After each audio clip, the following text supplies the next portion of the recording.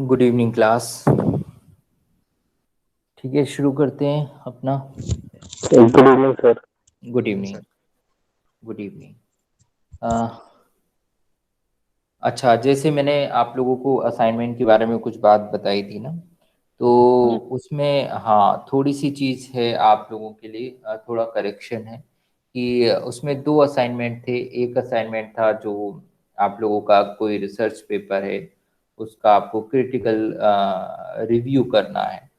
ठीक है, वो तो आपको करना है। दूसरा जो असाइनमेंट था जिसमें आपको एक प्रपोजल बनाना है अपने सब्जेक्ट से रिलेटेड या अपने पीएचडी टॉपिक से रिलेटेड, तो उसको अभी होल्ड करते हैं। ठीक है, उसका कोई दूसरा ऑप्शन देंगे अभी। पहले वाले असाइनमेंट पे अभी आप काम करिए, जो जर्नल का एक पेपर था जो आपका एरिया से रिलेटेड है, उस जर्नल का एक पेपर लीजिए और उसका रिव्यू करिए। ठीक है, ये तो सर। चीज़ है। हाँ हाँ, बताइए। सर लास्ट टाइम मैंने फर्स्ट असाइनमेंट की फॉर्मेटिंग के लिए आपसे पूछा था कैसे करना है थोड़ा हाँ, सा। वो मैं बताऊंगा, आप टेंशन मत लीजिए। अभी तो आप काम करिए, वो थैंक यू सर। फॉर्मेटिंग तो हाँ चीज़ें ऐसी हैं ना जो क्योंकि वर्ड पे बनानी है तो बाद में भी हो जाएंगी, लेकिन यस सर, अभी मतलब मैं। सर क्रिटिकली इसमें रिव्यू एक चीज करना। और भी। हाँ अंकित, बताइए। सर इसे इसे एक चीज पूछना था, क्योंकि हमने परसों आपने बताया ना रिसर्च जर्नल पर काम करना है। हाँ तो हाँ एक्चुअली हमारा जो सब्जेक्ट है म्यूजिक सब्जेक्ट है, तो हाँ। इसमें रिसर्च जर्नल बहुत कम है। हमने पिछले डिपार्टमेंट में बात किया था, आपने पूछा था ना, आपने कहा था कन्वीनर से भी आप लोग इस बारे में बात करेंगे। तो हमने उनसे बात भी किया था, तो उन्होंने हम्म। कहा कि हम लोगों ने अपने डिपार्टमेंट में रिसर्च जर्नल पर काम नहीं करवाया, बुक रिव्यू करवाया था। तो बुक रिव्यू कर सकते हैं, जब पिछली बार उन लोगों ने वही करवाया है तो। हाँ, एक मिनट अभी बताता हूँ। और किसी के डिपार्टमेंट में भी है या और किसी के सब्जेक्ट में भी ऐसी प्रॉब्लम है? सर हमारे डिपार्टमेंट में बोला गया कि हिंदी में रिसर्च जर्नल आप कैसे बनाओगे, मतलब ये करके जो है हमने क्यों, बात हिंदी की। के तो जो पेपर होते हैं पब्लिश। हाँ तो कहें उस पे, बस उस पेपर को कहें कि उस पेपर पर रिव्यू करना है तुम केवल। हाँ, क्रिटिकल रिव्यू करना है जो कि यूनिवर्सिटी का सिलेबस में दिया हुआ है। देखिए क्योंकि आप। वो हम्म क्या, हमने डॉक्टर गायत्री मैम से बात की तो उन्होंने कहा हम्म कि ये चीजें तो हम लोगों का सब्जेक्ट के हिसाब से हम लोगों का पीपीटी वही हुआ था, पावर पॉइंट प्रेजेंटेशन। हम्म हम्म हम्म तो वो चीज हम लोगों ने किया था। हम्म बोले हम्म कि यहाँ तो जो 6 महीने का स्कीम था हम लोगों का वो यही हुआ है। हम्म और इसके बाद हम पूछें तो उन्होंने मतलब हाथ खड़े कर दें कि भाई हम्म, इस तरीके से। सर हम हाँ हम इमाम। हम लोगों ने हम लोग जब 6 मंथ का किया था कोर्स वर्क, तो उस हम्म दौरान हम लोगों ने दोनों सब्जेक्ट का एक एक असाइनमेंट दिए थे। और हम्म और जो असाइनमेंट दिए थे उसी को हम लोगों को प्रेजेंट करने के लिए दिया गया था। और हम्म एक एक हमें अपने सब्जेक्ट का रिसर्च प्रपोजल, टेंटेटिव रिसर्च हम्म प्रपोजल हमें हम्म बोला गया कि आप बनाइए और उसको हम्म ऐसे अंदाज में प्रेजेंट करिए जैसे कि वो आपका हो। बाद में अगर अगर उसमें फीडबैक अच्छा मिलता है, मतलब जो जज जज जज जजेस हम्म होते हैं, हम्म वो हम्म आपको बात कहेंगे इस पे रिसर्च कर सकते हैं आप, कोई दिक्कत नहीं है, मगर आप हम्म टेंटेटिव लाइए ऐसे। तो हम लोगों ने वैसे किया था, ऐसा और कुछ हम लोगों ने नहीं किया था। हम्म तो हम लोगों ने दो असाइनमेंट जमा किए थे सर। और हम्म एक और एक सब्जेक्ट का हम लोगों ने रिसर्च प्रपोजल बनाकर सर के सामने प्रेजेंट किए थे। तो हम्म। वैसे तो दोनों प्रेजेंट किए थे, दोनों में हम लोगों ने पढ़ा था। तो हाँ हाँ, मगर हम लोगों ने रिसर्च प्रपोजल अलग से। तो ठीक है, ऐसा ही था सर, बाकी रिव्यू हम लोग को नहीं मिला था ये वर्क। कोई बात नहीं, सर मैं बताता एक्चुअली हूँ। एक्चुअली ये जो ओरिजिनल मतलब सिलेबस में जो हमारे दो असाइनमेंट्स हैं सर। हम्म। हेलो। जी सर, हाँ हाँ, ओरिजिनल में सुन जो लो। हमारे दो असाइनमेंट्स हैं सर, ये दोनों हम्म मतलब हम लोग के 6 मंथ के कोर्स में करवाए ही नहीं गए थे। पीपीटी भी सिंपल किसी टॉपिक पे बताया गया था कि कोई एक टॉपिक आप ले लीजिए रिसर्च में या कोई भी, उस पे जो है आप पर्टिकुलर कुछ अपना जो है कुछ पॉइंट्स बना के पीपीटी बनाइए। और दूसरा जो सर असाइनमेंट हमें कराया गया था उसमें रिसर्च प्रपोजल नहीं था, वो भी एक जो है हमारे सब्जेक्ट के एरिया से किसी टॉपिक पे छोटा सा प्रपोजल बनाने के लिए कहा गया था। तो उसमें सर ये हम्म। दोनों टॉपिक इस तरह से कवर नहीं थे, लेकिन रियलिटी में तो यही है, बस ये है कि सर टाइम बहुत कम है। नहीं नहीं, मैं समझ रहा हूँ। ये सर देखिए उसमें एक, प्रिपरेशन भी करना सर है। ये ऐसे ही हिंदी में भी कराया गया था सुनिए सेम। मैं। हाँ मैं लेकिन बताता लेकिन सर हम लोग इकोनॉमिक्स में थे, मैनेजमेंट आईबीएम में नीरज सर हूँ। हम्म के थ्रू जो कराया गया था, तो हम लोगों ने एक उन्होंने कहा था कि अलग अलग टॉपिक जो थे वो खुद उनकी तरफ से अलॉटमेंट किया गया था कि आपको हम्म एग्रीकल्चर पे बनाना है, आपको इंडस्ट्री पे बनाना है। तो वो हम हम्म लोगों को थे तो हम लोगों ने पर्टिकुलर हर कैंडिडेट ने अपना अलग अलग एक सब्जेक्टिव था, जरूर वो रिसर्च मैटर नहीं था, वो एक अलग असाइनमेंट था। तो हम लोगों ने दिया था, उस असाइनमेंट को सबमिट किया था, और बाहर से एक एक्सटर्नल एक्सपर्ट आए थे, उन्होंने उस पर हम लोगों से क्वेश्चन पूछे थे, बाकायदा उसका इंटरव्यू लिया था। और एक सक्सेना सर हैं जो हम लोगों को कॉमर्स और इकोनॉमिक्स पढ़ाने आते थे, और उनको हम लोगों ने सिनॉप्सिस सबमिट करी थी, रिसर्च प्रपोजल, उन्होंने सिनॉप्सिस पर इंटरव्यू लिया था, जो एक्सटर्नल एग्जामिनेशन से जस्ट पहले हुआ था। और उसी सिनॉप्सिस की पीपीटी बनाने के लिए कहा था कि जब आप लोगों का फाइनल प्रेजेंटेशन होगा तो उसमें पीपीटी से भी आपसे प्रेजेंट करवाया जा सकता है। लेकिन मेरी 6 दिन की अटेंडेंस शॉर्ट रह गई थी, तो हम वहां तक नहीं पहुंच पाए थे। तो और एक असाइनमेंट कंप्यूटर का भी जमा करवाया था, वो मोनोग्राम और होलोग्राम करके अलग अलग तरीके से बहुत सारी चीजें एक ही A4 साइज पेपर पे। ये 3 चीजें असाइनमेंट जो थे वो इकोनॉमिक्स, मैनेजमेंट और कॉमर्स वालों ने, ये IBM नीरज सर को हम लोगों ने सबमिट किए थे इस तरह से। तो सब्जेक्ट वाइज जैसा जो जो जिस सब्जेक्ट में जैसी डिमांड थी उस हिसाब से लोग कराए थे।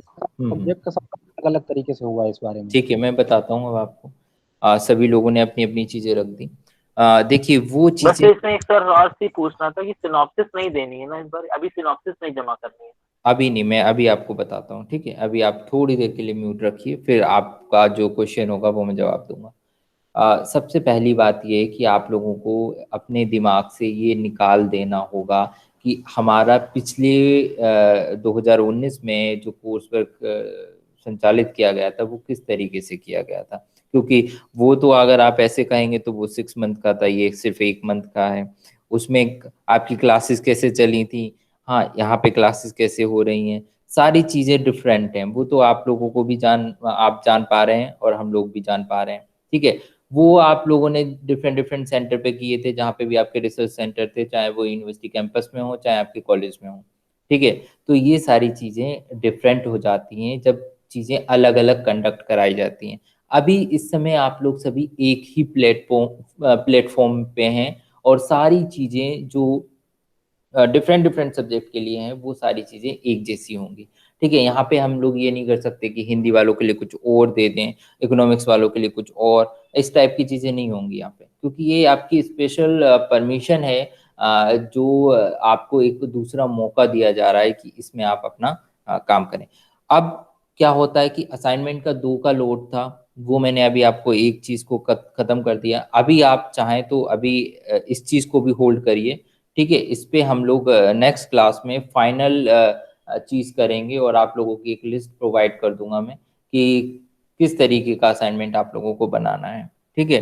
तो आप लोग अभी निश्चिंत रहिए, आप लोगों की मैंने बातें सुन ली हैं, लेकिन ये चीज़ें दिमाग से निकाल दीजिए कि हमारे कॉलेज में या हमारे सेंटर पे कैसा काम हुआ था वैसा ही होगा, ऐसा नहीं होगा, ठीक है। वो चीज़ें नहीं होंगी, क्योंकि वो चीज़ें तो 6 महीने की 1 महीने में भी नहीं हुई थी, अब हम 1 महीने में कर रहे हैं, ऑनलाइन कर रहे हैं, बहुत सारी चीज़ें डिफरेंट हैं। तो वो चीज़ें बिल्कुल भूल जाइए। ये चीज़ें तो ऐसी हैं जहाँ पे आपकी अटेंडेंस भी वो 6 महीने वाली थी, अब 1 महीने में ही 100% वाली है। तो वो चीज़ें आप उससे कंपेयर मत करिए किसी भी चीज़ की, ठीक है। और सारी चीज़ें आपके फेवर में ही हैं, कोई चीज़ ऐसी नहीं जा रही कि हाँ आपको कहीं पे भी आपको पजिल्ड किया जा रहा है या आपको कोई चीज़ें वो कही जा रही हैं। जितना हो सकता है हम लोग फ्लेक्सिबल होने की कोशिश कर रहे हैं, आपके ही फेवर में जा रहे हैं, ठीक है। तो आपको कोई परेशान होने की ज़रूरत नहीं है। इस पे जो अगली हम लोगों की क्लास होगी उसमें मैं इसकी एक लिस्ट बना दूंगा, और आप लोग उसको देख लेंगे, और असाइनमेंट भी इस तरीके से रखे जाएंगे जो कि आप कह रहे हैं ना टाइम कम है और ये सारी चीज़ें, उसके अकॉर्डिंग ही रखा जाएगा। लेकिन फिर भी कुछ तो काम करना पड़ेगा, क्योंकि 30 नंबर का सवाल है, ऐसे नहीं मिल सकता कुछ भी चीज़। बिल्कुल सर, बिल्कुल। हाँ, विदाउट असाइनमेंट कुछ चीज़ें नहीं होंगी, है ना। जी सर, तो ठीक है सर। ठीक ठीक है। तो ये सारी चीज़ें सभी लोगों को आपके अपने सब्जेक्ट का ध्यान रखना है, क्योंकि यहाँ पे हम लोग कंबाइंड क्लास ले रहे हैं रिसर्च की। तो कुछ चीज़ें डिफरेंट हो जाएंगी, कुछ चीज़ें आप लोग कहेंगे, क्योंकि सब सब्जेक्ट का नेचर अलग होता है। हिंदी का अलग होता है, ड्राइंग एंड पेंटिंग का अलग, म्यूजिक अलग है, हाँ हिस्ट्री ज्योग्राफी अलग है। तो ऐसा नहीं हो सकता कि हाँ सबका नेचर देख दाख के सारी चीज़ें बनाई जाए, क्योंकि उसके लिए फिर टाइम चाहिए, उसके लिए आप लोगों के लिए एक ऐसा असाइनमेंट बनना चाहिए जो थोड़ा सा टाइम टेकन हो। अब वो चीज़ें यहाँ पे नहीं होंगी, तो इसलिए ऐसा ही कंक्लूजन निकाला जाएगा जो सभी के लिए अप्लाई किया जा सके, ऐसा असाइनमेंट। ठीक, आप लोगों ने अपनी बात रख दी, अब मैं परसों इस पे आप लोगों को एक डिसीजन दे दूंगा, और असाइनमेंट की लिस्ट भी दे दूंगा। ठीक है, तो हाँ, ये वाली बात हो गई कंप्लीट। अब आगे बात करते हैं दूसरी। ठीक है, आप लोगों में से बहुत से कैंडिडेट क्लास नहीं कर रहे हैं, वो चीज़ें भी अपने साथियों को बता दीजिए, क्योंकि क्लास करनी मैंडेटरी है। और क्लासेस नहीं करेंगे तो फिर इन फ्यूचर आप लोग ये नहीं ब्लेम कर सकते कि हम लोगों की अटेंडेंस नहीं थी या थी, कुछ भी, क्योंकि रिकॉर्ड्स सारे हो रहे हैं, आप लोग देख ही रहे हैं। और स्पेशल परमिशन की जब बात आती है तो मुझे लगता है कैंडिडेट को आप लोग अपनी फीस भी सबमिट करेंगे, आप लोग अपना टाइम भी दे रहे हैं, तो थोड़ा सा ठीक तरीके से करिए। अदरवाइज नहीं, जिसको कैंडिडेट को नहीं करना है इस परमिशन, स्पेशल परमिशन का कोई भी लाभ नहीं लेना है, तो कोई बात नहीं, वो क्लास को छोड़ सकता है, लेकिन एक मैसेज ड्रॉप करेगा, एक मेल करेगा कि मैं इस टाइप का जो कोर्स वर्क है वो एग्जामिनेशन नहीं, उसमें शामिल नहीं हो रहा हूँ। ठीक है, ये आपका अंडरटेकन रहेगा अगर आप क्लासेस छोड़ रहे हैं या आप शामिल नहीं होना चाह रहे हैं। क्योंकि जनरल सी बात है कि आप लोग अगर चीज़ें खुद से नहीं संभालेंगे तो हम लोग भी कितना संभाल सकते हैं। ठीक है, तो ये रही बात। अब हम आते हैं अपने टॉपिक पर, रिसर्च के।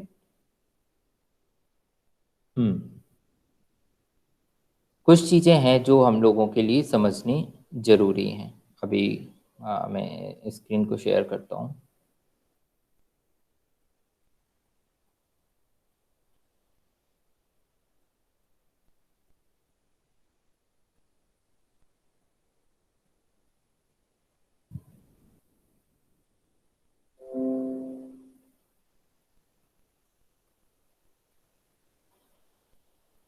ठीक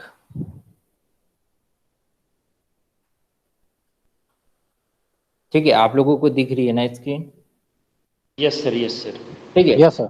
हाँ। अब हम इसी यूनिट में एक और कॉन्सेप्ट है, डिजाइनिंग दी रिसर्च टूल, या टूल कंस्ट्रक्शन बोल सकते हैं, या टूल डेवलपमेंट बोल सकते हैं, कि कैसे हम किसी टूल को बनाते हैं, कैसा प्रोसेस रहता है। और दूसरी चीज़, उसमें कुछ ऐसे टर्म्स आते हैं जहाँ जिनको समझना हमें बहुत ज़रूरी है। ठीक है, रिसर्च में यहाँ पे डिजाइनिंग, जब टूल की डिजाइनिंग करते हैं तो तीन उसके जो पहलू हैं या तीन बिंदु हैं वो सामने आते हैं। सबसे पहले रिसर्च डिजाइन। ठीक है, डिजाइनिंग में आपकी सारी चीजें जाती हैं, जो उसके स्टेप्स रहते हैं एक टूल को बनाने के, वो सारी बातें जाती हैं। उसके अलावा दूसरा पॉइंट आता है टाइप्स ऑफ प्राइमरी रिसर्च। ठीक है, जो कि हम लोग बात कर चुके थे यहाँ पे, प्राइमरी डेटा और सेकेंडरी डेटा से रिलेटेड वही चीजें हैं यहाँ पे टाइप्स ऑफ प्राइमरी रिसर्च में। ठीक है, इसमें टाइप्स ऑफ प्राइमरी रिसर्च में क्या चीजें आती हैं वो मैं आपको बता दूं, अभी आगे मैं स्लाइड को आगे करूंगा तो इसमें क्लियर हो जाएगा। किस किस टाइप से हम लोग प्राइमरी रिसर्च की तरफ बढ़ते हैं और प्राइमरी डेटा को कलेक्ट करते हैं, इसमें ये है इस पॉइंट में। और थर्ड वाला पॉइंट जो है हम लोगों का, वो क्वेश्चनेयर कंस्ट्रक्शन का है, क्योंकि जनरली हम लोग सोशल साइंसेज में क्वेश्चनेयर का इस्तेमाल करते हैं। आप लोग यहाँ पे कोई एक केमिस्ट्री के भी हैं, प्रदीप कुमार, तो वो उनके लिए ये जो क्वेश्चनेयर वाला कंस्ट्रक्शन है वो चीज़ नहीं उनके लिए है, बाकी दो चीज़ें समझने वाली हैं। जी सर। हाँ, रिसर्च डिजाइन देखिए, यहाँ पे प्राइमरी वर्सेस सेकेंडरी रिसर्च की बात हो रही है, जो हम लोगों ने कुछ बातें इसी मुद्दे पर डेटा के पर्सपेक्टिव में की थी। और डेटा क्या होता है, प्राइमरी और सेकेंडरी, वही उसी डेटा से जब रिसर्च कंडक्ट की जाती है तो उसको प्राइमरी और सेकेंडरी रिसर्च कहते हैं। ठीक है, फिर आता है चीज रिलायबिलिटी एंड वैलिडिटी। ये चीजें बहुत इंपॉर्टेंट हैं आप लोगों के लिए रिसर्च में, और सभी को पता भी होगा कि क्या होती है रिलायबिलिटी एंड वैलिडिटी। तीसरी चीज आती है क्वांटिटेटिव वर्सेस क्वालिटेटिव डेटा। ठीक है, इस पे भी हल्का सा मुझे लगता है शायद आपके जो दूसरे टीचर मैडम पढ़ा रही हैं उन्होंने भी थोड़ा सा इसको बताया होगा। अब हम बात करते हैं यहाँ पे सबसे पहले रिलायबिलिटी एंड वैलिडिटी पे। रिलायबिलिटी एंड वैलिडिटी क्या होती है, आप लोगों में से कोई बताना चाहेगा? रिलायबिलिटी वो होती है कि हम लोग जब रिसर्च करते हैं, नाम बताइए, नाम उसके बाद दोबारा, नाम बताइए। सर अपर्णा पांडे। ठीक है, हाँ बताइए। सर दोबारा से रिसर्च को कंडक्ट करते फिर भी वही रिजल्ट आता जो मेरा पहले आया था, तो वो रिलायबिलिटी हो जाती है। ठीक, और वैलिडिटी सर ये होती है कि हम जो रिसर्च में जो चीज देखना चाहते हैं वो मेरे सामने आनी चाहिए, वो वैलिड होनी चाहिए, तो वैलिडिटी। ठीक है, हाँ आपने काफी हद तक सही बताया, रिलायबिलिटी को काफी हद तक सही बता दिया है। वैलिडिटी में थोड़ा सा कंफ्यूज हो गई। ठीक, आपने आपको म्यूट करिए। रिलायबिलिटी क्या होती है? हम लोग जनरली एक टर्म यूज करते हैं, ये पर्सन बहुत रिलायबल है या विश्वसनीय है। ठीक है, बहुत ज्यादा रिलायबल है, यानी मतलब रिलायबल का मतलब है जो वो बात करता है, जो भी वो व्यक्ति एक्टिविटी करता है वो सर्वसम्मत होता है, मतलब सभी की सहमति होती है उसकी एक्टिविटीज को देखकर, या उसकी बातों से अधिकतर लोग सेटिस्फाई होते हैं, उसकी अधिकतर लोग बात मानते हैं, उसकी अधिकतर लोगों को बातें सही लगती हैं। सीधी सीधी मतलब है, सीधा सीधा ये रिलायबिलिटी। जब हम कोई भी डेटा कलेक्ट करते हैं या इंफॉर्मेशन लेने की कोशिश करते हैं, तब हम वो इंफॉर्मेशन जो हमें मिली है आज की डेट में, वो इंफॉर्मेशन अगर हम कुछ समय बाद भी लें या डिफरेंट कंडीशन में लेने की कोशिश करें और लगभग वही इंफॉर्मेशन दोबारा से प्राप्त होती है, तो हम उसको रिलायबिलिटी बोलते हैं। अब इसका सबसे अच्छा एग्जाम्पल, जब हम लोग क्लासरूम में होते हैं, तब क्लासरूम में हम लोग कोई टेस्ट को या कोई परीक्षा, कोई एग्जाम लेते हैं उन स्टूडेंट्स का, जो कि मान के चलिए 50 स्टूडेंट्स हैं, और 50 स्टूडेंट्स का जब हम लोगों ने एग्जाम लिया और उनके जो मार्क्स आए, हम लोगों ने उसको नोट डाउन किया, एक शीट तैयार कर ली। कुछ समय बाद हम फिर से एग्जाम लेने की कोशिश करते हैं, वही वाला एग्जाम, और हमको रिजल्ट वही आता है कि स्टूडेंट ए के 35 मार्क्स पिछली बार भी आए थे, तो इस बार भी 35 या 36 आ गए। लगभग वैसा ही होना चाहिए। जितना बड़ा डिफरेंस आता रहेगा उतनी हम लोगों की रिलायबिलिटी कम होती जाएगी। मान के चलिए पहले किसी कैंडिडेट के 22 मार्क्स थे, फिर दूसरा टेस्ट किया तो वो 44 पे पहुंच गए, मतलब उसकी रिलायबिलिटी बिल्कुल नहीं रही। आप खुद समझ सकते हैं। जिस तरीके से कोई व्यक्ति बात करता है और बात करके अभी कुछ कहता है, फिर कुछ समय बाद कुछ और कहने लगता है, फिर थोड़ी देर बाद और कुछ कहता है, तो हम उसको रिलायबल पर्सन नहीं बोलते हैं। हम कहते हैं ये व्यक्ति विश्वसनीय नहीं है, इसकी बातें बदलती रहती हैं। ठीक है, इसी तरीके से जब हम इंफॉर्मेशन कलेक्ट करते हैं, हम किसी कहीं से डेटा लेते हैं या बच्चों के अचीवमेंट के मार्क्स लेते हैं, और उनमें जब हम लोगों को बोल दिखता है, वेरिएशन दिखता है कि लंबा चौड़ा वेरिएशन है, ये विश्वसनीय नहीं है। ठीक है, इसी तरीके की वैलिडिटी होती है। दूसरा जो टर्म है रिसर्च में, वैलिडिटी वो होती है जिस उद्देश्य के लिए हम लोगों ने वो इंफॉर्मेशन कलेक्ट करनी चाहिए, वो उद्देश्य पूरा हुआ या नहीं, तब हम उसको वैलिड कहेंगे, अदरवाइज वो वैलिड नहीं है। क्योंकि यहाँ पे सिर्फ जो फोकस होता है वो ऑब्जेक्टिव होता है। हम लोग किसी ना किसी ऑब्जेक्टिव के साथ किसी काम को करना शुरू करते हैं। चाहे हम लोग क्लासरूम की बात करें, वहाँ पे भी हम जब लोग टेस्ट लेते हैं और या कोई एग्जाम कंडक्ट कराते हैं, तो वहाँ पे भी हम लोगों के पास में कुछ ऑब्जेक्टिव्स होते हैं, जो कि आप लोग देखते हैं चाहे फर्स्ट क्लास, सेकंड क्लास से लेकर 12th क्लास तक, और हम लोग अब डिग्री कोर्सेज को देख लें, सभी में आप लोग जब सिलेबस पढ़ेंगे तो सिलेबस के ऊपर कुछ ऑब्जेक्टिव्स लिखे होते हैं। वो ऑब्जेक्टिव्स टीचर्स को पूरे करने होते हैं अपने सिलेबस को पूरा करने के साथ साथ में।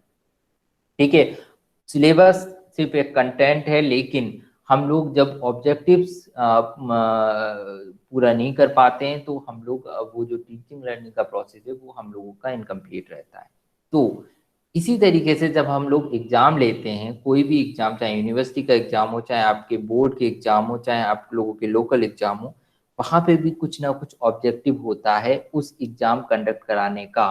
वो ऑब्जेक्टिव अगर पूरा नहीं होता है तो हम उसको वैलिड एग्जाम नहीं कहेंगे।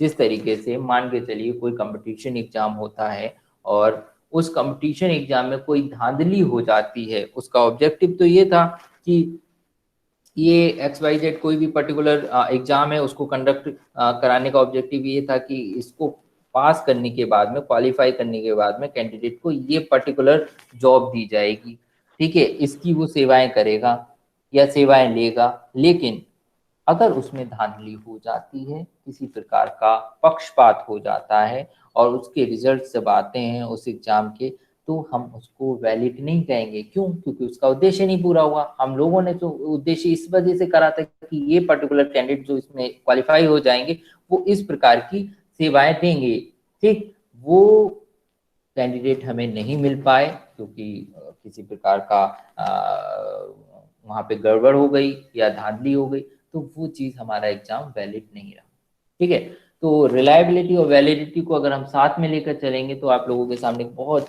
कॉमन एग्जाम्पल आता है जो आप लोग भी सुन चुके होंगे, घड़ी का। कि जैसे कि आपकी घड़ी चल रही है लगातार, तो वो क्या है? रिलायबल है। वो रिलायबल है। क्यों?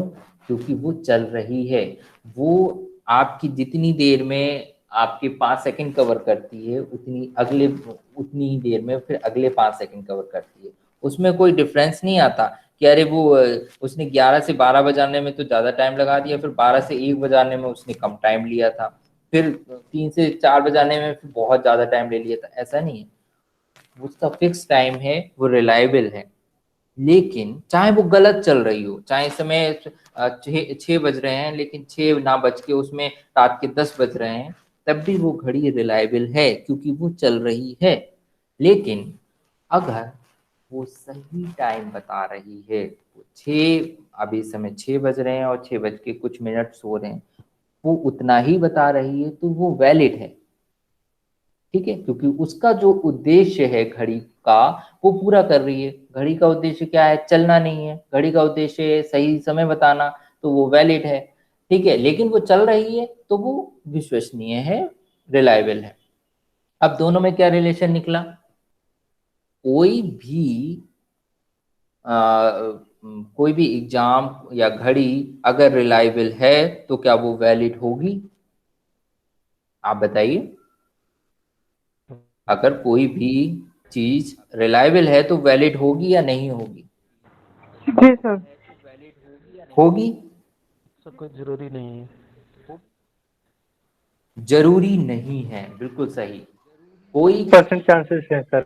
हाँ, जैसे मैंने अभी आपको बताया कि घड़ी चल रही है लेकिन वो सही समय नहीं बता रही, लेकिन वो रिलायबल है, वैलिड तो नहीं है। तो ऐसा जरूरी नहीं कि कोई भी चीज, कोई भी मार्क्स, अगर कोई भी डेटा रिलायबल है तो वो वैलिड होगा ही, ऐसा जरूरी नहीं है। लेकिन कंडीशन डिफरेंट हो जाती है। कोई भी एग्जाम, कोई भी घड़ी अगर वैलिड है तो वो 100% रिलायबल होगी ही होगी। रिलायबल होगी। हाँ, क्योंकि वो वैलिड है, मतलब सही समय बता रही है, तो सीधी सी बात है वो चल भी रही है, ठीक है। तो यहाँ पे हम लोगों का कॉन्सेप्ट बहुत क्लियर होना चाहिए। यहाँ पे क्वेश्चन बन के आ जाता है कि कोई एग्जाम या कोई मार्क्स या कोई डेटा अगर रिलायबल है तो क्या वो वैलिड होगा? तो जरूरी नहीं है इसमें, लेकिन वैलिड है तो रिलायबल जरूर होगा, ठीक है। सर, ये हाँ बताइए। सर गवर्नमेंट एजेंसीज जो हैं, हाँ, वो जो डेटा पब्लिश करती हैं, उसके बारे में हम रिलायबिलिटी और वैलिडिटी दोनों के लिए कह सकते हैं? बिल्कुल कह सकते हैं। अगर उन्होंने हाँ, क्योंकि कोई गवर्नमेंट ने वो डेटा पब्लिश किया है, किसी भी मिनिस्ट्री का है या किसी भी सरकारी किसी कार्यालय का है, तो वो कि वो सरकार का है तो हम उसको रिलायबल कर सकते हैं, और उन्होंने छापा है तो वैलिड भी हुआ वो। वैलिड इसलिए हो सकता है, नहीं हो सकता है। आपने बहुत सारी पॉलिसी देखी होंगी जो आती तो हैं लेकिन जिस ऑब्जेक्टिव को पूरा करने के लिए आती हैं वो ऑब्जेक्टिव कभी उनका लाइफ में पूरा नहीं होता है, तो वो वैलिड नहीं हुई। आप खुद देखिए, हाँ है ना। कोई भी पॉलिसी आई, अभी NEP 2020 आई है, इसका इम्प्लीमेंटेशन इस समय चल रहा है।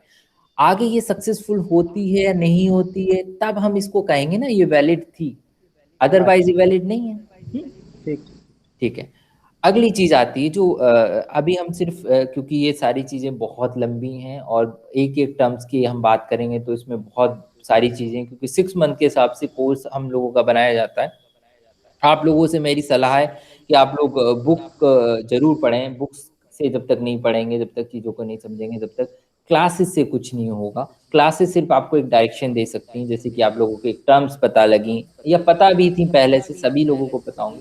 लेकिन हाँ, पहले अपने आप को म्यूट करिए, किसी ने अपने आप को अनम्यूट कर रखा है, ठीक है।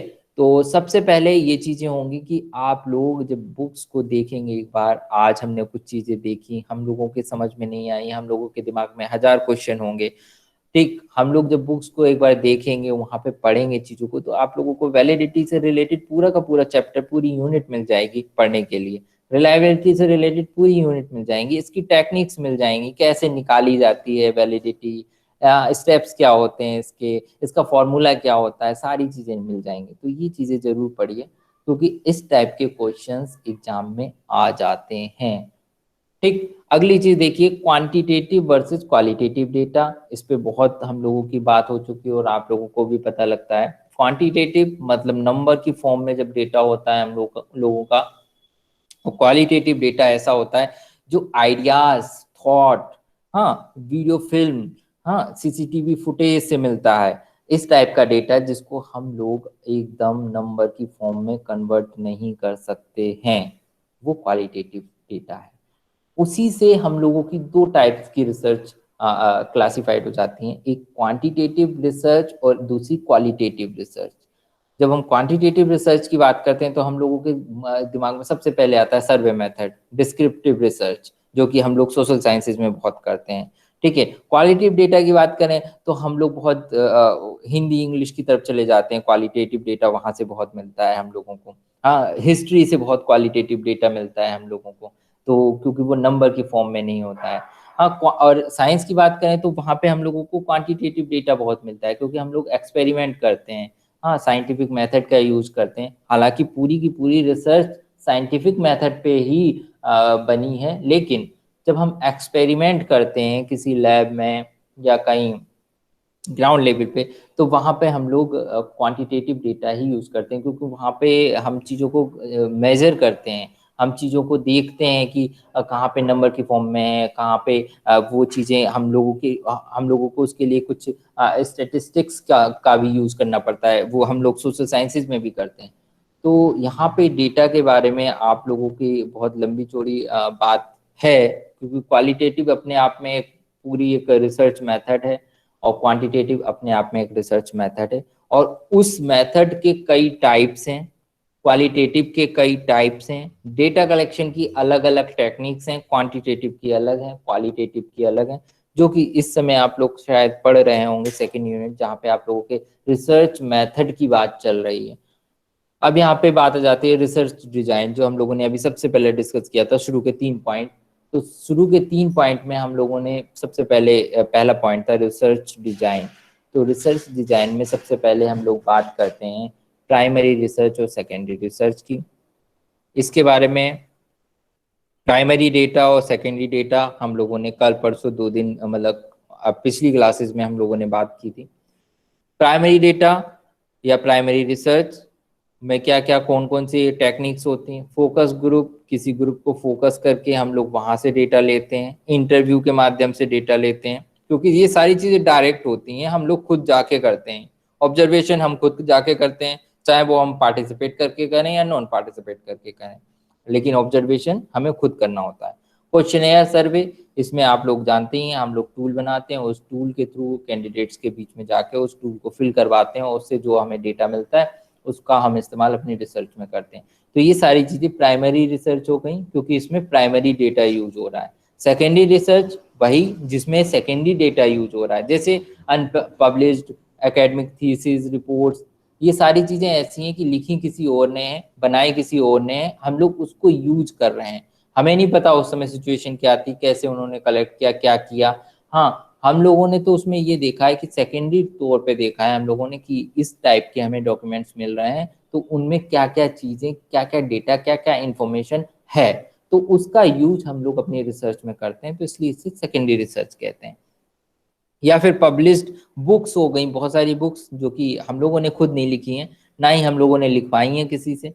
हम लोगों को पता है ये 2002 की बुक है, ये 2012 की, ये 1984 की बुक है, ये 1950 की बुक है, लेकिन वो बुक किसने लिखी, वो ऑथर दूसरा था, हम लोग वहां पे नहीं बैठे थे, तो उस बुक का जब हम यूज करेंगे तो एज ए सेकेंडरी डेटा के रूप में यूज करेंगे, और वो सेकेंडरी डेटा यूज कर रहे हैं इसलिए वो सेकेंडरी रिसर्च कहलाएगी। इसी तरीके से magazine, journal, newspaper, internet, website भी एक तरीके का सेकेंडरी डेटा है, वहां से मिलने वाली इंफॉर्मेशन। क्यों? क्योंकि वो डेटा जो हम लोग वेबसाइट से ले रहे हैं वो वहां पे डेटा पड़ा हुआ है, वो उस यूजर ने डाला है जो जिसकी वो वेबसाइट है या जो उसको चला रहा है। हमारा उसमें रोल कुछ नहीं है, हम लोग तो सिर्फ उसको देख रहे हैं, और देखकर हम ये सोच रहे हैं कि हमारी रिसर्च में इसका क्या यूज हो सकता है इस इंफॉर्मेशन का, तो हम लोगों ने उस इंफॉर्मेशन को कलेक्ट कर लिया, तो वो सेकेंडरी डेटा हुआ, और इस सेकेंडरी डेटा यूज करना है इसलिए वो सेकेंडरी रिसर्च हुई। ठीक, उसके अलावा दूसरी चीज हम लोगों ने यहाँ पे रिलायबिलिटी और वैलिडिटी की बात करी ली, वो भी रिसर्च डिजाइन के अंतर्गत आता है। यहाँ पे हम लोगों ने ये भी चीज करी है कि किस तरीके से एक टूल को हम लोग क्या कर सकते हैं, रिलायबल बना सकते हैं या वैलिड बना सकते हैं। यहाँ पे आप लोग जब टूल के स्टेप्स देखेंगे, आज आपका अभी थोड़ी देर पहले, अभी बाद में मैं एक असाइनमेंट दूंगा, जो छोटा सा असाइनमेंट जो हम लोगों के चलते रहते हैं असेसमेंट के लिए, ठीक है, वो उसका 20 पॉइंट यही रहेगा आज के असाइनमेंट का। तो हम लोग क्या करते हैं, रिलायबिलिटी और वैलिडिटी में कैसे हम लोग उसकी रिलायबिलिटी बढ़ा सकते हैं टूल की, या फिर वैलिडिटी बढ़ा सकते हैं। जब हम लोग टूल बनाते हैं तब हम लोग उसको क्या करते हैं, अप्लाई करके देखते हैं स्मॉल ग्रुप पर।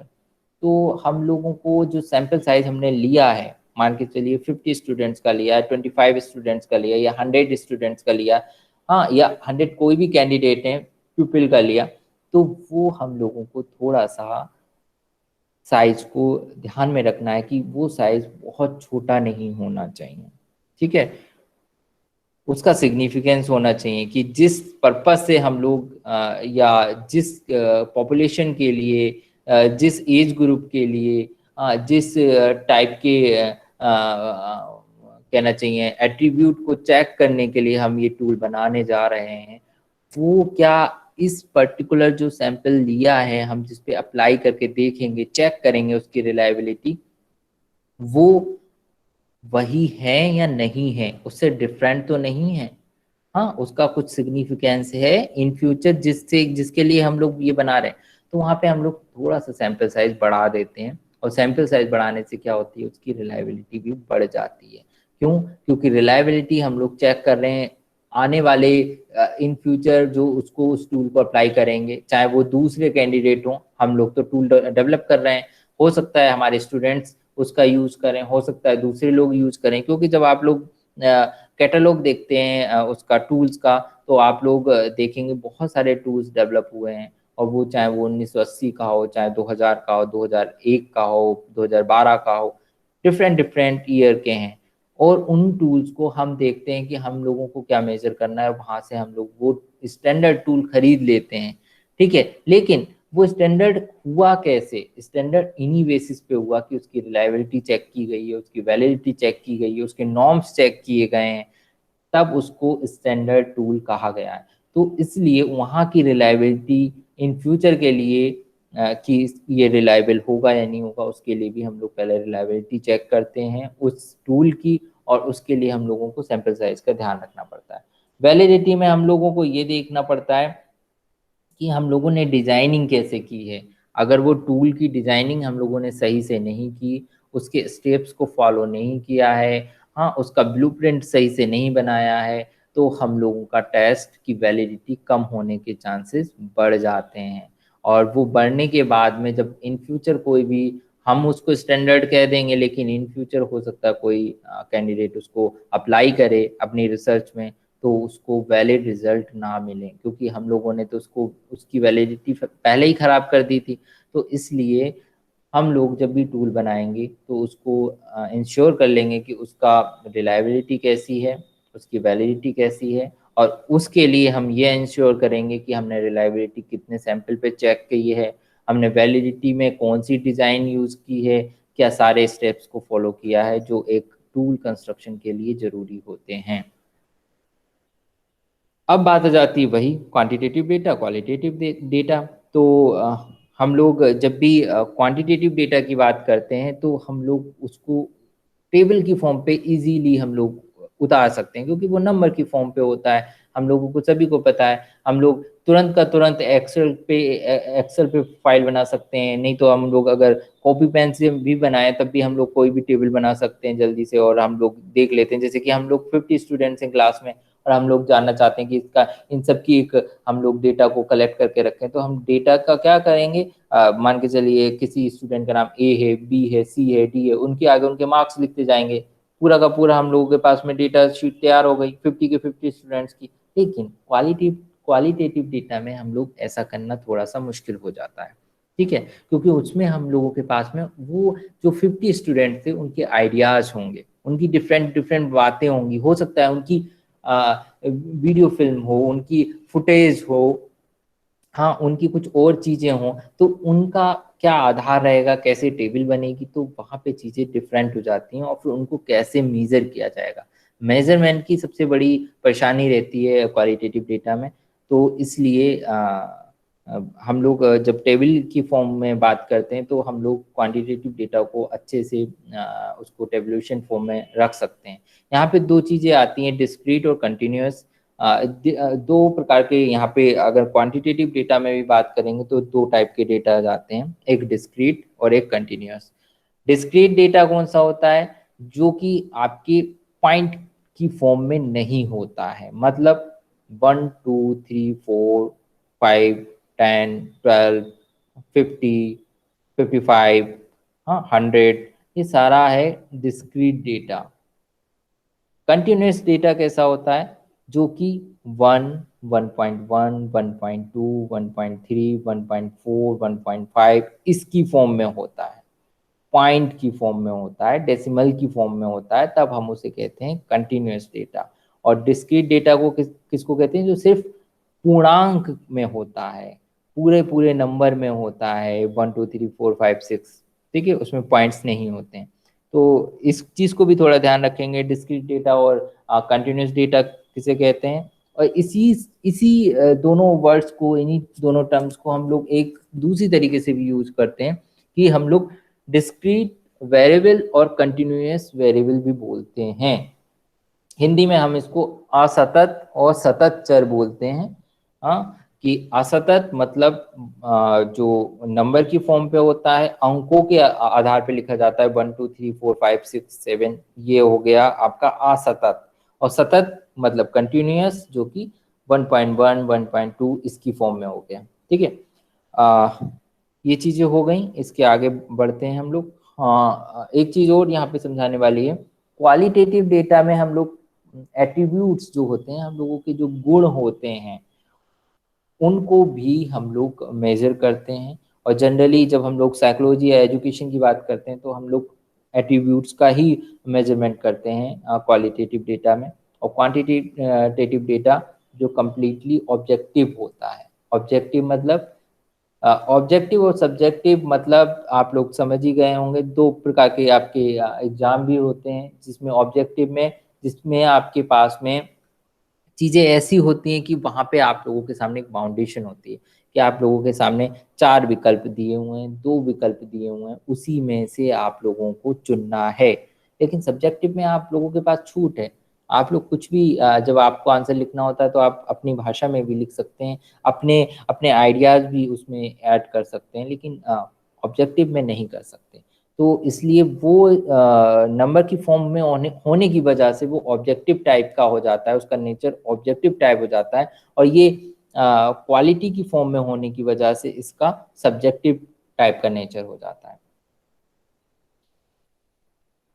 ठीक है, यहाँ पे टाइप्स हो ही गए थे, हम लोगों ने अभी देखा ही था कि टाइप्स ऑफ प्राइमरी रिसर्च में क्या क्या चीज़ें होती हैं। फोकस ग्रुप डिस्कशन, ये भी हम लोग कई बार देख चुके हैं कि पिछली भी क्लासेस में देखा था कि अब कोई छोटा सा ग्रुप होता है, उसको हम लोग चाहे ऑब्जर्वेशन के माध्यम से करें, चाहे किसी चेकलिस्ट क्वेश्चनेयर के माध्यम से करें, वहाँ से हम लोग इंफॉर्मेशन लेना चाहते हैं, डेटा लेना चाहते हैं।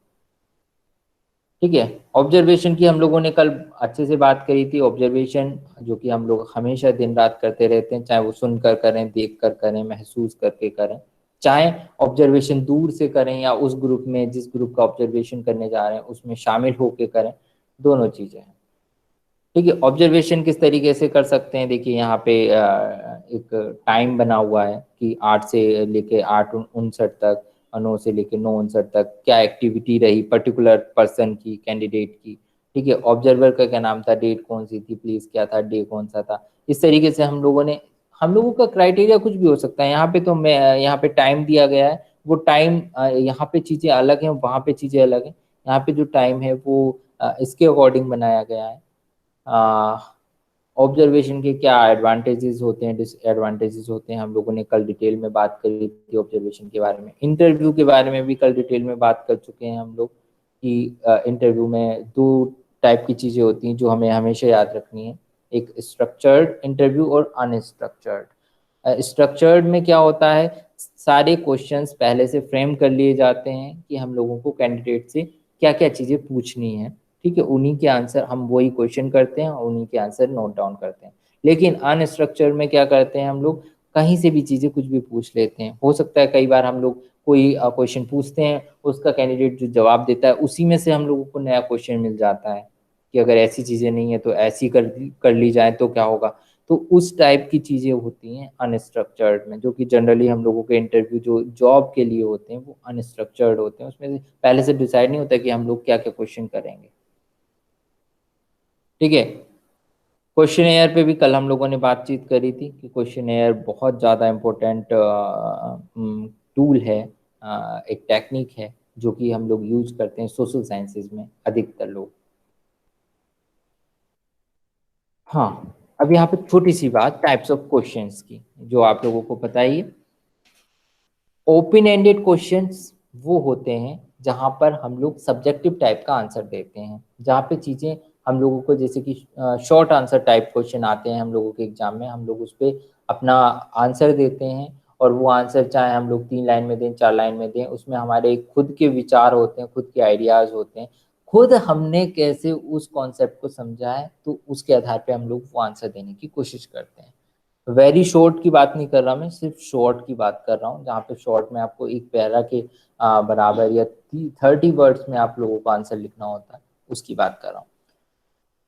हाँ, डाइकोटोमस जो क्वेश्चंस होते हैं वो कैसे होते हैं, यहाँ पे चीजें थोड़ी सी समझनी है कि यहाँ पे एग्री कितने % हैं आप, डिसएग्री कितने % है, नो ओपिनियन कितने % है आपका। यहाँ पे वो चीजें आपको एक परसेंटेज में लिखनी होती हैं। ठीक है, अगर आप मान के चलिए किसी बात पे 60% एग्री हैं और 40% डिसएग्री हैं तो नो ओपिनियन में आपका 0% रहा। तो कुल मिला के आपको 100% में ही चीजें देनी है यहाँ पर कि मैं उस बात से, पर्टिकुलर बात से एग्री कितने % हूँ, डिसएग्री कितने % हूँ, या मेरे पास में इससे रिलेटेड नो ओपिनियन, मेरा कोई भी विचार कितने % है। ठीक है, तो यहाँ पे चीजें ऐसी होती हैं। मल्टीपल चॉइस क्वेश्चंस सभी लोगों को पता है, उसमें ऑब्जेक्टिव्स टाइप के क्वेश्चंस होते हैं जिसमें ऑब्जेक्टिव्स दिए होते हैं, विकल्प दिए होते हैं, उनमें से आपको एक सिलेक्ट करना होता है। अगली चीज आती है रेटिंग।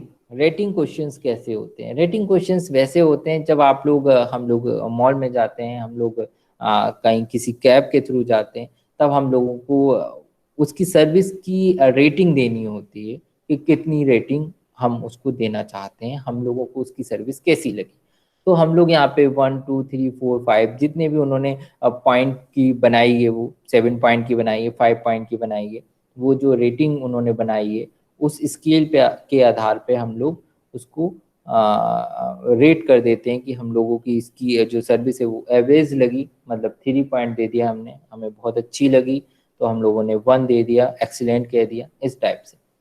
अगली चीज आती है रैंकिंग क्वेश्चंस। रैंकिंग क्वेश्चंस में क्या होता है कि हम लोगों के पास में कुछ चीजें ऑप्शंस दे दिए जाते हैं और हम लोगों को अपना प्रेफरेंस देना होता है कि जैसे यहाँ पे आप लोगों को भी देना होता है जब हम लोगों के सामने रिसर्च के लिए हम लोग इंटरव्यू कंडक्ट कराते हैं, वाइवा लेते हैं, तो हम लोग क्या करते हैं कि सबसे पहले एरिया ऑफ रिसर्च लिख देते हैं और हम लोग ये हर स्टूडेंट से फिल करा लेते हैं कि भाई आपका एरिया ऑफ इंटरेस्ट क्या क्या है। या हम लोगों के जो डिपार्टमेंट में वो इस एरिया के टीचर्स हैं। जेएनयू में बहुत होता है ऐसा कि क्योंकि फिक्स्ड होते हैं हर टीचर के रिसर्च के एरियाज, तो वो एरियाज लिख लिए, वहाँ की फैकल्टी के हिसाब से, और फिर मान के चलिए आप सोशियोलॉजी के हैं और सोशियोलॉजी के कैंडिडेट वहाँ पे जाना चाहते हैं, तो आप लोग पर्टिकुलर किस एरिया में रिसर्च करना चाहते हैं तो उसका आप लोग प्रेफरेंस दे देंगे। यहाँ पे मान के चलिए कि इकोनॉमिक्स या फाइनेंस से रिलेटेड कुछ स्टूडेंट्स हैं, तो आप लोग देखेंगे कि मैं अप्लाइड स्टैटिस्टिक्स में रिसर्च करना चाहता हूँ, तो आपने 1 नंबर दे दिया, या मेरा ये बहुत वीक पॉइंट है, मैं इसमें रिसर्च नहीं करना चाहता या मेरा इंटरेस्ट नहीं है, तो आपने इसको लास्ट वाला पॉइंट दिया। बिजनेस फाइनेंस का पहला पॉइंट दे दिया, इंटरनेशनल इकोनॉमिक्स का पहला पॉइंट दे दिया। इसी टाइप से आप जब यूपीएससी भी का एग्जाम देते हैं तो भी वहाँ पे आप लोग जो अलग अलग कैडर की जॉब्स हैं उनको एक रैंकिंग देते हैं कि मेरी क्या क्या चीज़ें मेरी प्रेफरेंस में रहेंगी, कौन कौन सी कैडर। तो वो ही यहाँ पे आप लोग जब पीसीएस का एग्जाम देते हैं तब भी वहाँ पे भी आप लोग प्रेफरेंस देते हैं कि मैं किस चीज़ को पहले नंबर पे रखना चाहता हूँ, किस पे को सेकेंड नंबर पे। तो ये रैंकिंग क्वेश्चंस हो गए। हाँ, क्वेश्चनेयर कंस्ट्रक्शन, यहाँ पे हम लोग बात करेंगे इसके स्टेप्स पे, वो करेंगे हम लोग अगली क्लास में। अभी दूसरी चीज देखते हैं उससे पहले जो समझने वाली है।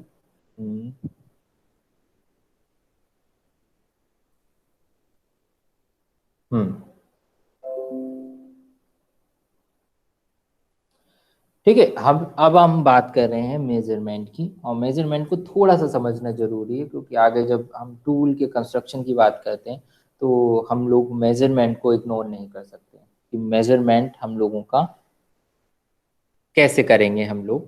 ठीक, तो यहाँ पे बात करते हैं। पहले शुरुआत में हल्का सा, मेजरमेंट होता क्या है? Measurement is the process of assigning numbers to objects according to certain agreed rules. कहीं पे भी हम लोग रूल्स के अकॉर्डिंग जब हम किसी भी ऑब्जेक्ट को किसी नंबर की फॉर्म में, या नंबर की फॉर्म में नहीं तो किसी क्वालिटी की फॉर्म में हम लोग कोई भी असाइन कर लेते हैं, उसको कोई एक सिंबल असाइन कर देते हैं, चाहे वो ABC कर दें, चाहे हम 1 2 3 4 5 कर दें, कुछ भी कर सकते हैं। वो हम जब असाइन कर देते हैं तो उसे कहते हैं मेजरमेंट।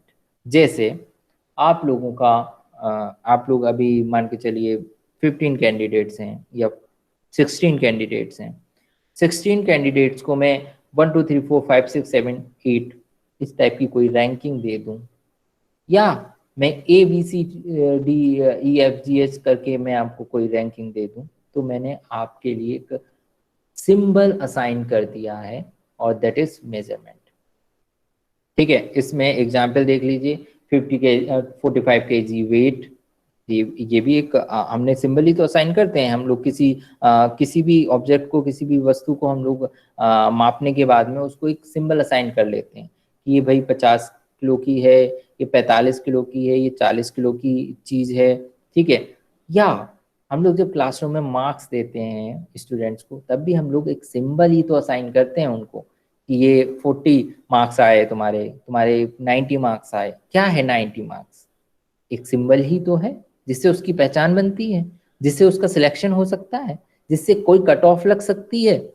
उस सिंबल के ही बेसिस पे तो हम लोग कहीं कुछ फर्दर कोई बात कह सकते हैं। अगर वो हम लोग सिंबल उनको असाइन ही ना करें तो हम लोग उनको ना तो हम कोई एंट्रेंस एग्जाम कंडक्ट करा सकते हैं, ना ही हम लोग कोई किसी प्रकार का इवैल्यूएशन कर सकते हैं, किसी भी कैंडिडेट का असेसमेंट भी नहीं कर सकते, कुछ भी नहीं हो सकता अगर हम लोग उसको सिंबल नहीं असाइन करें। अब जिस टाइप से हम IQ की बात करते हैं तो वहाँ पे भी हम लोग असाइन कर देते हैं कि ये स्टूडेंट ज़्यादा इंटेलिजेंट है, ये कम इंटेलिजेंट है। आइंस्टीन बहुत इंटेलिजेंट था, उसकी 140 से ऊपर थी। ये सारी चीज़ें क्या हैं? ये सारी चीज़ें हम लोग किसी ना किसी पर्सन को एक ना एक सिंबल असाइन कर रहे हैं। हम कहते हैं, हम कोई चीज़ लाते हैं, मान के चलिए बिस्किट्स लाते हैं और बिस्किट्स में बोलते हैं ये अच्छा है, ये खराब है, ये पर्टिकुलर कंपनी का बिस्किट बहुत अच्छा है, ये पर्टिकुलर कंपनी का बिस्किट, ब्रांड का बिस्किट बहुत खराब है। हमने क्या किया, उसको एक मेजरमेंट, एक सिंबल असाइन कर दिया, अच्छा और खराब, ठीक है, या ठीक ठीक, ये सारे सिंबल हैं। तो आगे चलते हैं हम लोग जहाँ पे थोड़ी चीज़ें हैं कि क्या होता है फंक्शन मेजरमेंट का। तो मेजरमेंट क्योंकि हम लोग उसमें सिंबल असाइन करते हैं, क्लासीफाई कर सकते हैं। सबसे पहली बात, हम लोग ग्रुप बना सकते हैं उन्हीं सिंबल के बेसिस पे। जैसे कि हम लोग ग्रुप बना देते हैं, ग्रुप ही होता है जब हम लोग कट ऑफ निकालते हैं कि ये लोग सिलेक्टेड हैं, ये लोग सिलेक्टेड नहीं है, रिजेक्टेड हैं, तो हम लोगों ने 2 ग्रुप बना दिए वहाँ पे।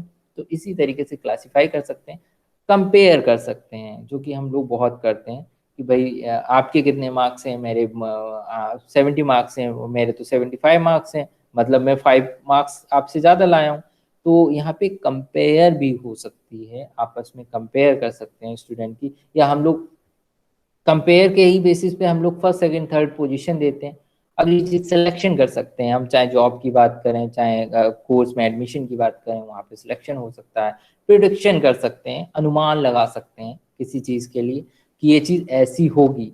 वो हम अनुमान तो जब भी लगा रहे हैं जब हम लोग कोई ना कोई सिंबल असाइन कर रहे हैं। जैसे कि हम लोग आसमान में बादल देखते हैं और हम सोचते हैं शायद बारिश होने वाली है, या बारिश हो जाएगी आज रात तक, या आंधी आने वाली है। हमने कैसे अनुमान लगाया? हमने कोई ना कोई सिंबल असाइन किया ना उसको, उस घटना को, उस पर्टिकुलर सिचुएशन को हमने एक सिंबल असाइन किया कि जब ऐसे बादल आते हैं तो बादल आ गए हैं और ये चीज हो गई, ये वो हो गया। तो हम अपने अनुमान के आधार पे वहाँ पे एक सिंबल असाइन कर रहे हैं, उसके आधार पे हम लोग कह रहे हैं बारिश हो सकती है या आ सकती है। गाइडेंस एंड काउंसलिंग की बात करें तो वहाँ पे हम लोग मेजरमेंट का बहुत यूज करते हैं। हम लोग वहाँ से जानते हैं कि हम लोग पर्टिकुलर कैंडिडेट को कहाँ जाना चाहिए, उसके लिए कौन सा करियर अच्छा है, कौन सी उसके एरियाज में वो काम कर सकता है, या कि पर्टिकुलर ग्रुप को गाइड कर सकते हैं हम लोग कि कैसे चीज़ें आपको काम करनी है, कैसे नहीं करनी है। तो ये सारी चीज़ें इसके फंक्शंस में आ गई। स्किल्स की बात करते हैं, स्किल्स बहुत इंपॉर्टेंट है। मेजरमेंट में 4 स्केल होते हैं, एक nominal scale, ordinal scale, interval scale और रेशियो स्केल। यहाँ पे चारों स्केल की अलग अलग क्वालिटी है, चारों स्केल में अलग अलग उनकी जो फंक्शन है वो अलग अलग हैं, ठीक है। लेकिन इनका एक ऑर्डर भी है, मतलब ऑर्डर का मतलब जैसे छोटे से बड़े की तरफ, बड़े से छोटे की तरफ, ठीक है। तो यहाँ पे इनका एक ऑर्डर है, एक क्रम है। सबसे पहले नॉमिनल स्केल सबसे निचला स्तर का स्केल माना जाता है, फिर उसके ऊपर आता है ऑर्डिनल स्केल जो कि उससे ठीक ऊपर का स्केल माना जाता है, फिर इंटरवल स्केल आता है, देन रेशियो। जो रेशियो है वो सबसे हाईली स्केल कहा जाता है। जो नीचे के स्केल होते हैं, मान के चलिए नॉमिनल स्केल की जो क्वालिटी है वो ऑर्डिनल स्केल की जब हम बात करते हैं तो नॉमिनल स्केल की जो क्वालिटीज होती हैं वो ऑर्डिनल में होती ही होती हैं। मतलब नॉमिनल स्केल की जितनी भी अच्छाइयां हैं वो ऑर्डिनल स्केल में होंगी ही। जब इंटरवल की बात करेंगे तो ऑर्डिनल और नॉमिनल दोनों की क्वालिटी इंटरवल स्केल में होगी ही होगी। रेशियो की बात करें तो नीचे के तीनों स्केल, नॉमिनल, ऑर्डिनल, इंटरवल, तीनों की क्वालिटीज रेशियो में होगी ही होगी, ठीक है। तो इस टाइप के ये 4 स्केल हैं। अगली क्लास में हम लोग जानेंगे इन चारों स्केल में क्या क्या डिफरेंस है, ठीक है, क्या क्या क्वालिटीज हैं उसकी बात करेंगे। और आज की क्लास को हम लोग यहीं पे रोकते हैं। और ठीक है, ये चीज़ें रही आप लोगों की थोड़ी सी मेजरमेंट से रिलेटेड, क्योंकि आप लोग जब रिसर्च पढ़ रहे हैं तो मेजरमेंट को समझना बहुत ज़रूरी है। हालांकि मेजरमेंट का एक कॉन्सेप्ट बहुत ही ज़्यादा बड़ा है, लेकिन इसकी जो कहना चाहिए इस पे एक हाईलाइट वाली चीज़ें रह जाती हैं कि मुख्य मुख्य बिंदु क्या है, तो उसकी बात हम लोग कर सकते हैं क्योंकि हम लोगों के पास में टाइम भी ज़्यादा नहीं है, ठीक है। अटेंडेंस की तरफ थोड़ा बढ़ते हैं, आप लोग सभी ध्यान दीजिए। जिसका मैं नाम बोलूँगा वो प्रेजेंट या अपना एक बार वो कर देंगे। Pradeep Kumar, chemistry. Yes sir. Shubham Chaudhary, Alok Kumar Singh, economics. Okay. Ajkar Ahmad Abbasi, economics. Present sir. Okay. Murali Kumar, geography. Yes sir. ठीक। Gyan Lok, geography. Yes sir. ठीक। Bhanu Pratap, history. Yes sir, Bhanu Pratap. ठीक। इमाम हुसैन, हिस्ट्री।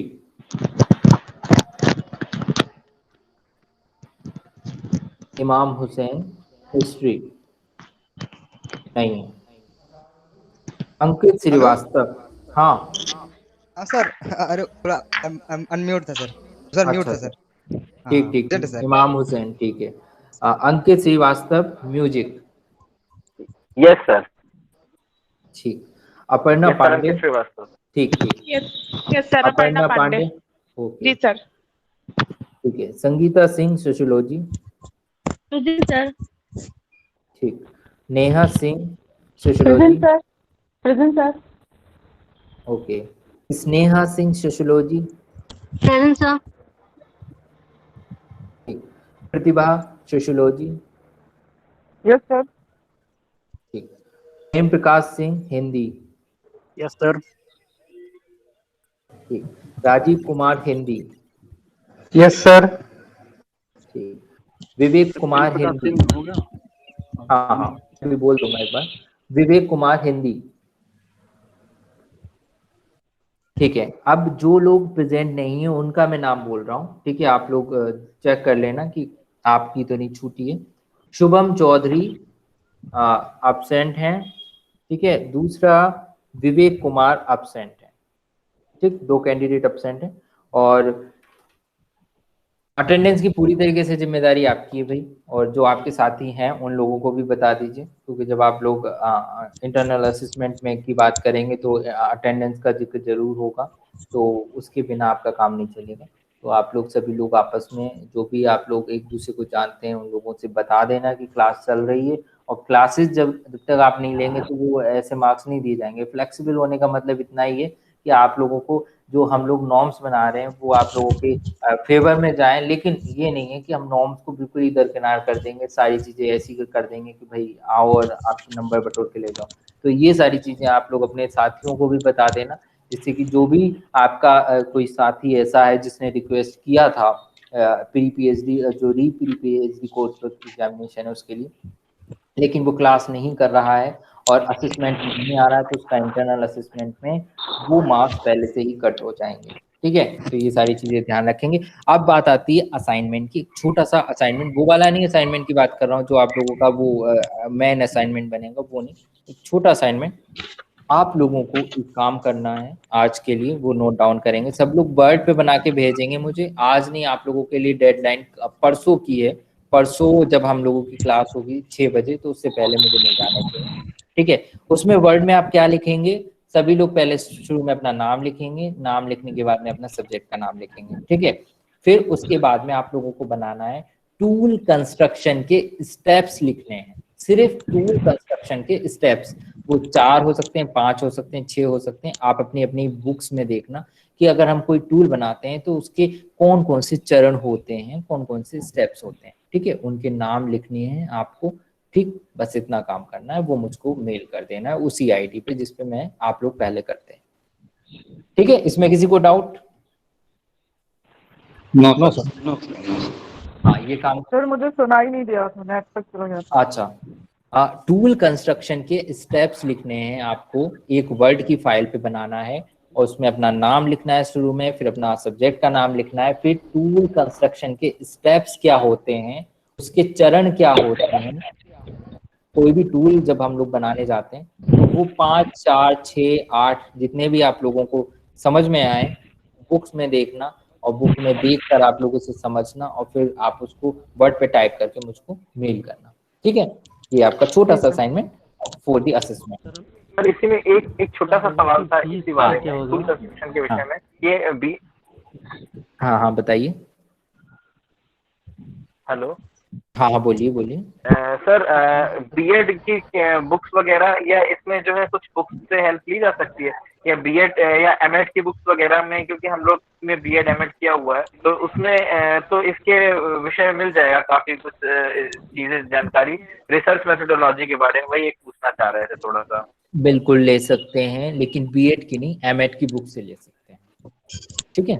जो भी हाँ जो भी जानकारी आपको लेनी है वो आप आपस में, सोशल साइंसेज में इंटरडिसिप्लिनरी का अप्रोच है। अब आप सभी लोग जानते हैं सोशियोलॉजी में जो रिसर्च पढ़ाई जाती है वही ज्योग्राफी में, वही एजुकेशन में पढ़ाई जाती है। तो आप लोग आपस के जो आपके सब्जेक्ट हैं उसके आधार पे कुछ चीजें डिफरेंट हो जाती हैं, लेकिन रिसर्च आप लोगों की लगभग एक जैसी रहती है, ठीक है। तो आप लोग जहाँ पे भी हेल्प लें वो पीजी क्लासेस से नीचे की बुक्स पे मत जाना, क्योंकि वो बुक्स आपके लिए स्टैंडर्ड नहीं है, क्योंकि आप जिस टाइप की डिग्री ले रहे हैं वो बहुत हाईली डिग्री है, ठीक है। तो आप लोग पीजी क्लास की बुक से हेल्प ले सकते हैं, जैसे कि एमएड हो गया, एमए एजुकेशन हो गया, एमए सोशियोलॉजी हो गया, हिस्ट्री ज्योग्राफी जो भी है फर्दर उनसे ले सकते हैं, ठीक। जी